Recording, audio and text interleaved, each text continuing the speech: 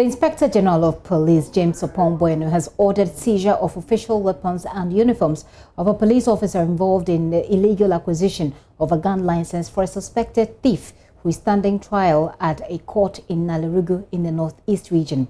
The officer was arrested after it emerged he had used photos of a gun being held as court exhibit to facilitate the legal acquisition of a license for that suspected thief. Our correspondent has more in this report.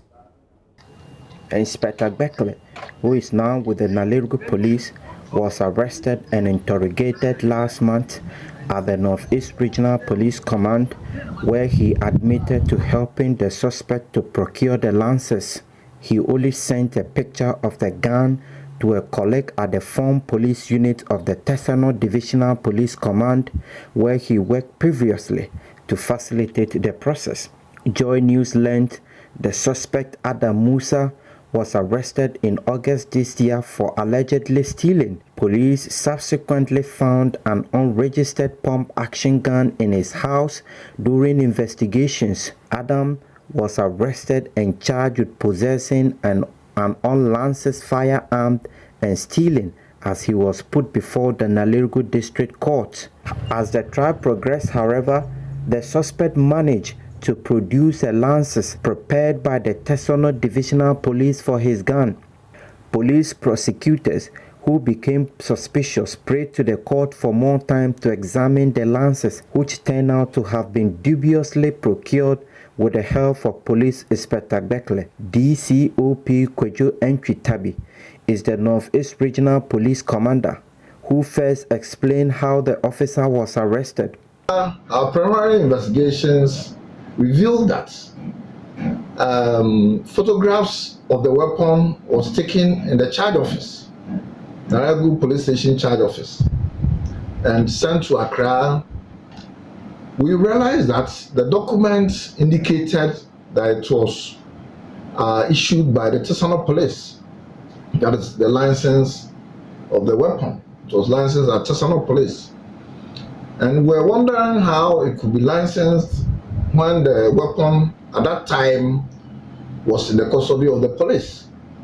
So preliminary investigation was led to that place, and we found out, it was revealed to us that Inspector Bekele took the photographs, sent to his colleague also at Accra in one of the police formations, FPU, and he is the one who sent the photograph of the gun bearing the serial number of the gun to the Tesano Police Arms and Ammunition Section to be registered. So when I got the information, I asked that they escort the inspector to my office for interrogation in the presence of the Deputy Regional Police Commander, Assistant Commissioner of Police, Mr. Ali, and the Regional Crown Officer Superintendent, Mr. Duga. Upon interrogation, initially he denied, but later when I confronted him that looking at the photograph, it was taken at the charge office where he is the station officer, and that he took the photographs. Then he admitted. Residents in the area have always accused the police of helping suspected criminals to escape justice. The action, which has resulted in a widespread suspicion against the criminal justice system here, has also often led to the execution of what is being termed as jungle justice by aggrieved parties. The regional commander, however, said the police officer will be prosecuted as he has already been charged with abetment. Other miscreants in the police service to stop aiding criminals, because it is our mandate to provide security, to ensure that criminals in the system are arrested and dealt with. And so, if because of money you are going to assist a criminal, then this is not your place. They will be found out, and so the earlier you stop, the better. Ilyas Sotanko reporting for JoyNews. Meanwhile, the Small Arms Commission has revealed that more people in the country are acquiring guns to protect themselves. I'm joined by Executive Director of the Commission, Jones Apley, for more. Mr. Apley, you're welcome to the show. Thank you very much. Well, yeah, we can understand the mask situation, and I've seen a whole lot of documents here. Oh well, you never right know now. what Joy FM can hit you with, so I see. So you came prepared. Yes. Interesting. Let's start with the Commission's assessment of the situation. In the past few days, if you like, the past few weeks, a lot of people have talked about what they're calling a growing sense of insecurity. We'll narrow it down to weaponry and its availability. But what's the Commission's assessment, sitting back and looking at things? So let me start from police database, from police statistics, comparing 2019 to 2020. Okay. From January to June, they have seen an increase of 74.4% increase in the number of people who are licensing revolvers and pistols. Normally, revolvers and pistols are in the same category. 74, yeah, that is from the police 2020 statistics. And so, if you see something like that as a commission, obviously, you get worried. You want to know why people are registering, because the data is giving us certain signals. But let me go over what we have noticed in recent times. So, on 11th October 20, in Echia and Kwantia Obuasi Highway, the Ashanti Regional EC bus was attacked. According to the stories, was robbery, escaped. On 9th October, Shell Filling Station, the fuel lieutenant was killed, robbery, in Accra, dead. Ejura, Kwabre, Ashanti Region, NDC campaign team attacked, robbery, they escaped. Saboba or Sabuabi in Northern Region, NI authority officer killed at Peace Council meeting, gun attack, dead. Abiaze Domiasi, MP killed. I can go on and on and on and on. So as a commission, if you say things like that, and a commission that is supposed to, as it were, help in controlling the proliferation of small arms, you get worried. And so you want to ask the questions. Why are people resorting to guns? Is it that there's a high propensity for violence in our society? Is our society become that emotionless? Those are the questions we're asking. We're hoping that the commission will have some answers for us. Well, these are things that normally researchers do. They go behind the scenes to see why certain happenings or things are taking place in the society. The commission, we just try to interpret data. And what the data is telling us that, look, more people are registering guns. And we can also link it to whatever failure of law enforcement. I always say this thing everywhere that I go, that look, we criticize our police and our law enforcement, BNI, national security. Let them go on strike one day. Well, that's why they're not allowed to go That's on what strike. I'm saying. So what I'm saying is that our objective is always try to offer some constructive criticisms, and when necessary, give them the needed information that they need to work with. Because really, information is key in everything that we are trying to do. Whether we are trying to fight narcotics, we are trying to fight human trafficking, we are trying to, all of it, what you need is citizens volunteering information. Let me bring you back, sorry, let me bring you back to my initial question about what the commission sees from where you sit. You were making a point about whether people are becoming less, was it emotional? Emotionless, yes. Emotionless, they don't care. They don't care, but how does that translate into acquisition or possession of arms? So let me say this. Let's start with your assessment. I didn't quite... Okay, so the assessment is that have we become emotionless and cruel society? And my answer, as I told you, I don't have the answers. Researchers must come up with the answers. But you linked it to, is it why people must own weapons? I keep on saying, go to countries like Israel, go to countries like Norway, go to countries like Denmark, where they have compulsory military service. Everybody knows how to shoot a gun and knows how to shoot it well. Yet they don't use the guns to kill themselves. So there are some underlying matters and issues that as a society we need to deal with. Okay. You understand? Let me bring you back to the statistics that you provided for us at the beginning. You said police reports, and this is report for 2020. This is the 2020 we got it from the Ghana Police Service, the current statistics.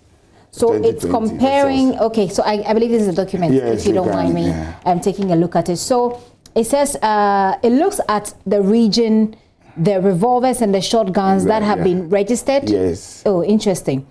So I'll ask you this question, and whilst you're answering, I'll try and take a look at this data and make sense of it for my viewers to also understand. So according to the report, more people are registering guns. Isn't it because it's become very easy to register the guns? And after your question, we'll look at the story that we just played earlier this afternoon involving a police officer who helps someone standing trial to acquire license for that gun.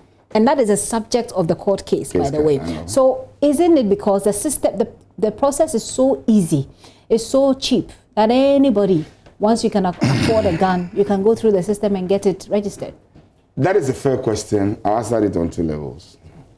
The first level raises a completely very important issue about database and computerization. So one of the things that I'm holding the Arms and Ammunition Act here. In Ghana, for instance, our law is silent on the number of weapons one can own. And so there's no way if you're a registered gun owner in Accra, Kumasi will know. Okay. So those are the kind of things, but these are laws that from 1962, 1972. And so these are some of the loopholes that we need to plug. So that answers your first question. So you can own a gun in Kumasi, and Accra police will not know because that data is not available. The data doesn't speak. You know, when it is when it's computerized, then it will be easy. Like now we are trying to do for biometric data for voting and then NIA card and those things. That is the way we should go. We should find a way of having a data that can speak, so that if anybody, if for example, so in South Africa, for instance, in South Africa, they allow a maximum of 5 guns. To one person? To one person, a maximum of 5. And you must state the reason why you want every gun that you want. You understand? Yeah. So you ask the question, is it that easy that people can access weapons? Can you take us through the process for assessing or registering? Yes. So our law says that you must be 18 years and above. Basic. You must be 18 years and above. You must be of sound mind. Who checks the sound mind? Let's go on. You must be a man of means. And then you should not have come under any security notice. Your mind, you should not be a mental patient. And then you must state why you want the weapon. And then you must even tell the police how you are going to, where you are going to store your weapon. I see. So once you satisfy these, once you satisfy this, you apply to the Minister for the Interior, and once you meet this criteria, they subject you to what we call the criminal or background checks. And once you pass that, you have, but of course, the Minister for the Interior also takes a lot of things into consideration before issuing out these permits. One of the things you don't want to do as a country or as a minister is to weaponize your country. That will allow a lot of people to own weapons. So they exercise a lot of discretion. But even where the person is met the criteria, the minister still exercises a lot of discretion. But from what we are seeing, between 2018 and 2020, we have registered many more guns. And we have. Take me a little while. I think last year, for instance, we did something around thousands, almost 2,000 guns for the year. And this year, we are doing... If you need to refer to this. It will take me a little bit of time to break down this data, the way it's put together, because I'm seeing some dates that don't actually also correspond. I'm seeing 2020 here and I'm seeing 2020 here again. So these are for revolvers, these are for shotguns. Right, okay. So for example, the police data says that in 2019, comparing January to June, they are seeing a 74.4% increase. From the so this is 2019. This is 2019. 47.5 from the so this is for shotguns. We don't have I think that the way that the details are put together, so the point is that we're still analyzing the data, but from the research, I think 2019, for instance. So this is, I can talk for Accra. So in Accra, when it comes to revolvers, pistols, 822 was registered in 2018, 2017. And from January to June this year, we have done. Okay, let's not confuse my viewers. I'm trying to make sense of a document that Mr. Aple has here, but it's not very clear. Yeah. And so we just stick to Accra, okay? And I want you to get this. Let's just stick to Accra. And in sticking to Accra, the police looked at or gave information on January to June 2019 as it compares to January to June 2020. Okay, so give us the results now. So now we know what we're looking at. We're looking at so Accra, we are looking at January Accra alone. January to June, we are seeing a figure of 201 for Accra. For Accra alone. For Accra alone. Okay. And then we are seeing 155 for shotguns. That is for Accra. Okay. It's still not clear, I guess. Okay, let's move on. But the bottom line is that you say 74.4 more registration has occurred. Yeah. If we're comparing 2020 to 2019. The commission, the Small Arms Commission, a lot of people have called it a toothless bulldog. They've said that the Small Arms Commission is there, it's got the name. At the end of the day, it doesn't really do nothing. It doesn't even have the powers to do anything. And I heard this in as far back as 2017 when I spoke to the board chairman. Nothing has changed, has it? Steps have been taken to relook and tweak the mandate of the commission. As it were, I think government has realized that there's a lot that the Small Arms Commission can bring on board. And then if we look at the international best practice, what also prevails is that there's always a very robust regulatory authority that assists the approving and the final authorizing officer. But you don't do much. The commission doesn't do much in Ghana's process. Oh, in terms of, so what we do basically is most of the things that the ECOWAS Convention expects Ghana to comply with, mark military guns, help them to keep proper records so they can account, get into the communities with some sensitization, and getting people to understand the dangers of weapon destruction. So the issue that you just played when I was coming in. No, so let's finish this. So that's it. You said steps have been taken to change the law or to make it a bit more powerful? No, the steps have been taken to look at the law. Is anything changing? What is changing? A lot will change when it comes out. A lot will change. Let's deal with two quick things. One is the case that I just mentioned to you from the Northeast region. A police officer is able to. There's a case ongoing, so prosecutors are keeping the gun because the gun they took from the guy they arrested the guy cannot produce a license. A police officer who is part of the team of police officers investigating this matter takes a photo of the gun. What it tells you is that you don't really need the gun to acquire a license because the police officer then takes a picture of the gun, sends it to his friends within the service here in Accra, and is able to procure a license. I mean, what I can say, as we always say in the Akan language, it's unfortunate. But even when you are going to renew the permit, the law requires that where necessary, produce your weapon. Even when you are going to renew.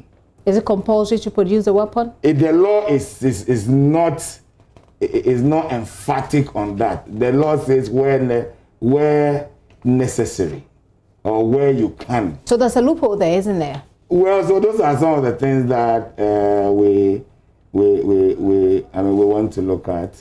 Where necessary, produce the gun when you want to renew your weapon. So what happened is unfortunate, but those are the kind of things that, as the commander of the Nadeku urged his colleagues to do.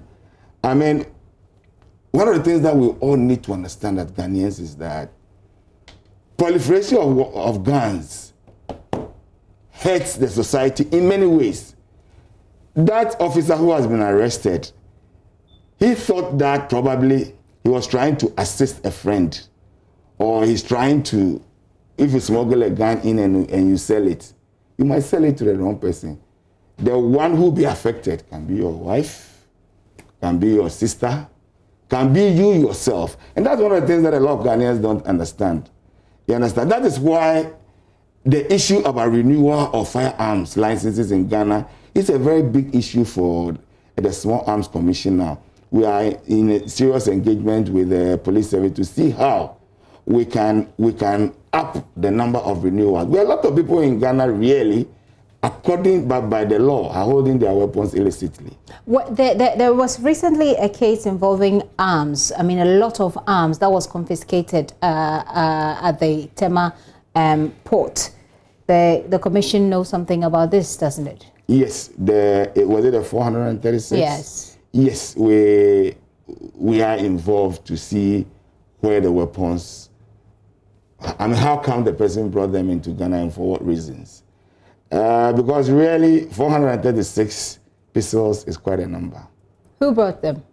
For now, the investigations are not established. After, but what we know is that after 2 weeks or so? We still don't know who is behind these guns? 6 persons have been arrested. You know, some of these things, it takes a long time. You need international collaborators. You want to know, you know, where the goods originated from. Some of these things are quite laborious too. Have you seen those guns? We are yet to see it. But we will so you haven't seen them yet? We haven't seen them, but we will see it.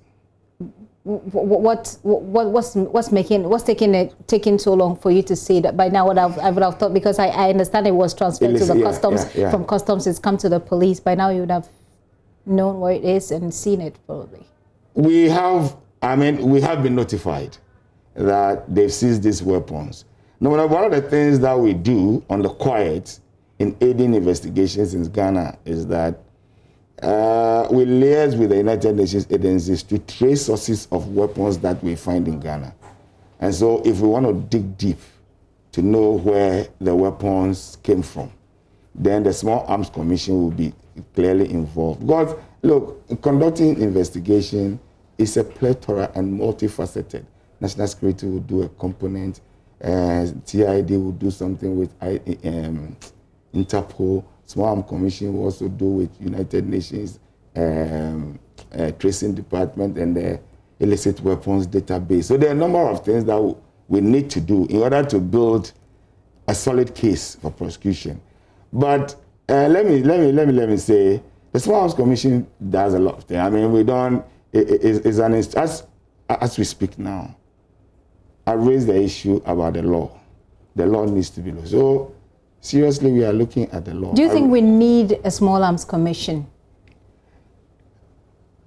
That is what the heads of states in West Africa proffered as a response to the disturbances in Liberia and Sierra Leone and in Cote d'Ivoire. That was a long time ago. Every country must have a commission whose mandate will solely be the issue of acquisition, possession, illicit proliferation, how to track them. And the point is that the commission in Ghana, your commission, doesn't have enough power to do anything meaningful, really. No, we do a lot of things. We do, as I told you. You're not even a part of the process for registering a gun.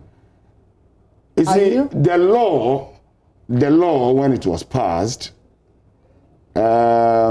said we should advise the minister on issues of possession, acquisition, and ownership. Advice. So that's what we do. And we know what advice means in this country.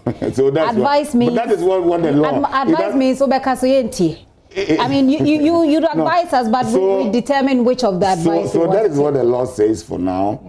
Yeah.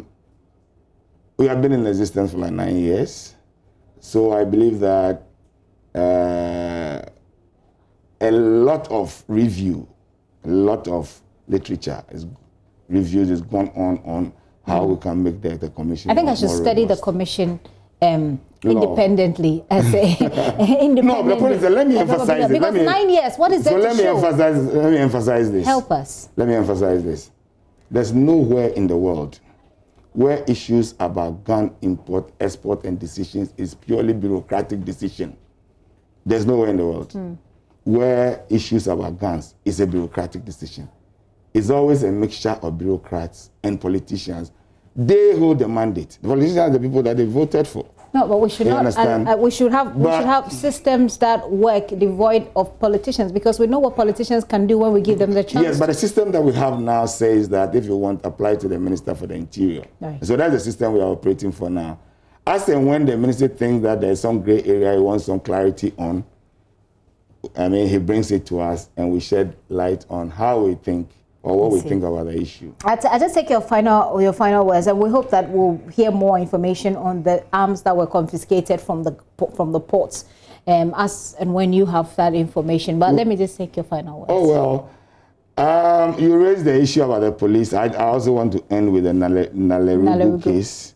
Sometimes people think that because they've appointed police officers, they go to sleep, or they think that because they've deployed police officers into their communities, I mean, security is tight.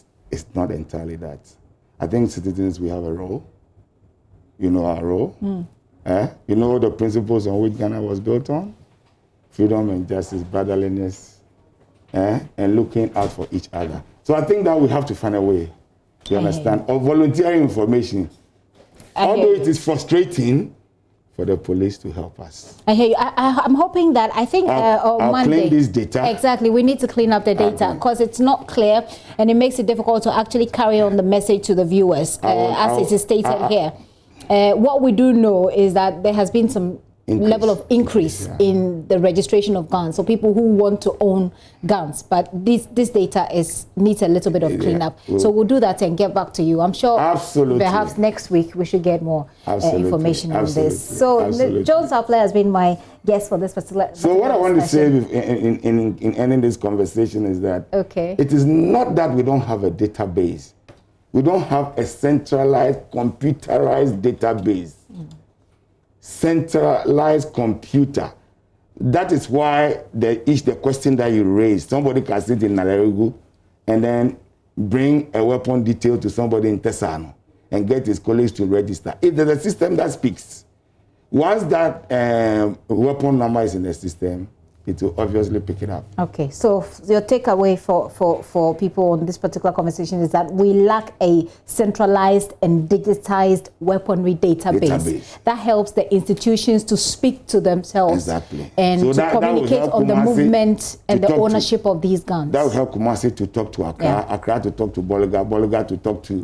so that's something we need. That's something we will do. And I hope that we make it a serious part of our electioneering campaign conversations. I mean, what are the policies being presented to us, and are they speaking to this particular security need that we have in this country? Because if the systems are not talking to each other, like he said, you can own a gun in Kumasi and nobody will know about it in Accra. You can own a gun in Nalerugu, nobody will know about it in Kumasi. At the end of the day, the guns just keep moving. But elsewhere, people can actually trace the ownership of guns to the very last time it was used, and to find perpetrators of people who use it. Ms. Apple, thank you very much for coming. Thank you. And I'm sure we'll reach out to you again next week for more details as we clean up the data. We've been talking to the Small Arms Commission, 9 years of existence. And my question is, what is there to show? Is there anything to show at all when the commission doesn't have enough power, if you like, to do the things that we need to be done?